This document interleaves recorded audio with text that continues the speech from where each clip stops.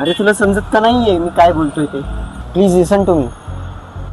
हे बघ, मला माहितीये मी सोशल मीडिया आणि रिअल लाईफ मध्ये वेगळी दिसते, पण याचा अर्थ असा नाही की तुम्हाला फर्स्ट मीट मध्ये जज करशील.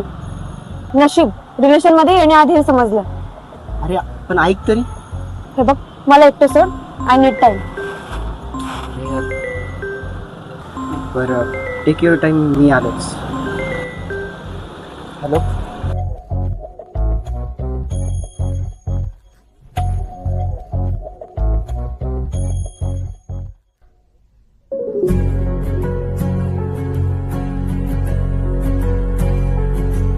हे घे, तुला दृष्ट लागू नये म्हणून खास एक ब्रेसलेट आणलं. अगं तू खूपच एक्सप्रेसिव्ह आहेस, कुणाची पण सहज नजर लागू शकते तुला.